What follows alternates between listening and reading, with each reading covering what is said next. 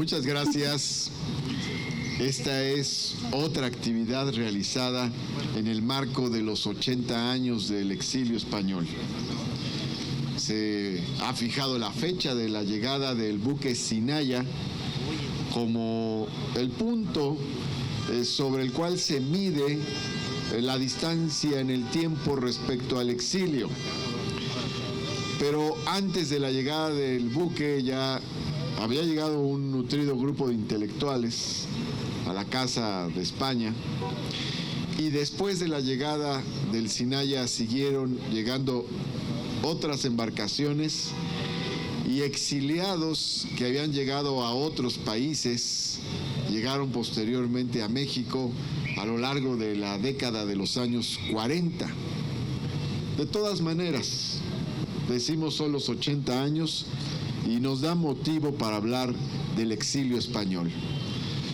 El exilio español es una de las páginas más apasionantes, más interesantes de la historia moderna de México. A veces podemos mirar este episodio tan importante para el país de una manera sencilla. Conocemos a figuras muy importantes de México, mexicanos muy destacados, y tiempo después sabemos que fueron exiliados o hijos de exiliados españoles. La influencia que tuvo ese grupo de españoles que llegaron a México y sus descendientes en la construcción del Estado mexicano es impresionante. No se explica la existencia de diversas instituciones académicas, educativas, culturales. Sin ellos, son fundadores de diversas instituciones de las que estamos orgullosos, del Colegio de México o del CIDE, para poner un par de ejemplos, pero de numerosas instituciones educativas, editoriales y de diverso tipo que influyeron en la cultura política mexicana de manera decisiva desde los años 40 hasta nuestros días. Creo que analizar el exilio español podría llevar mucho tiempo, podría hacerse desde muy diversas aristas. En estas reflexiones de estos días, yo me he hecho la pregunta: ¿por qué hemos admirado tanto a este grupo de personas que enriquecieron la vida de México? ¿Qué de especial tenían? La respuesta que yo me hago a esa pregunta es que se trata de aquellos que dieron la batalla por la república, la democracia, la libertad y las mejores causas de la humanidad en uno de los momentos más críticos de nuestra historia universal, en la antesala de la Segunda Guerra Mundial, en la víspera de la guerra genocida del fascismo y del nazismo en Europa. Había una luz en España construyendo con dificultades una república, la República Española. Entonces no era cualquier grupo de personas, sino era la primera línea de defensa de los mejores valores de la humanidad en un momento crítico del mundo. ¿Cómo es que llegan a México? Llegan a México porque en México tenemos en ese momento crítico a uno de los mejores gobiernos del mundo. Otro exiliado de aquellos días, no español, sino ruso, León Trotsky, afirma, de acuerdo a las memorias de Olivia Gall, que el gobierno del presidente Lázaro Cárdenas del Río es el gobierno más honesto del mundo en ese momento. Esta afirmación es importante en el paralelismo que se va a dar entre México y España. una España republicana en la convulsión de su transformación, buscando sepultar las viejas estructuras del Ancien Régime. Y en México, el mejor gobierno surgido de la Revolución Mexicana. Es una conexión natural, una coincidencia en postulados, en ideales. Es la idea de que pueden confluir la libertad y la igualdad en un proyecto. Los exiliados españoles encuentran un camino natural a México cuando se consuma el golpe de Franco. Esa es una ruta de análisis.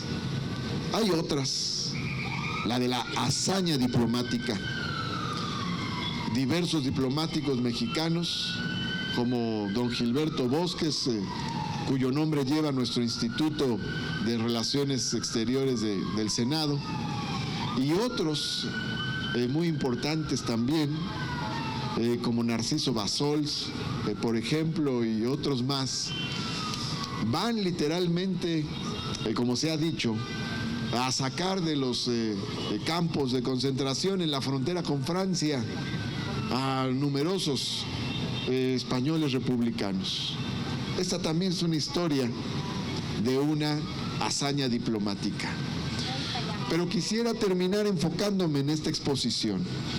Este almario que se realiza ahora con la ayuda de Vinós, y aquí con la presencia del presidente del Ateneo, Casanova, nos muestra gran parte de ese legado. ¿Quiénes son?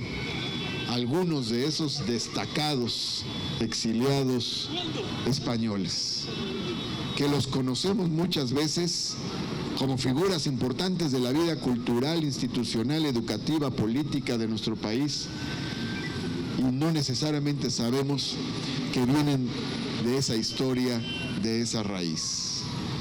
En un mundo donde aparecen voces de intolerancia, xenofóbicas, que pretenden cerrar fronteras, décadas después de la caída del muro de Berlín, pretenden construir muros de intolerancia, de racismo, pues me parece muy bueno hacer estos homenajes al exilio español que tanto enriqueció a México.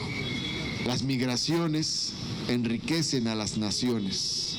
México se ha visto enriquecido de numerosas migraciones en su historia.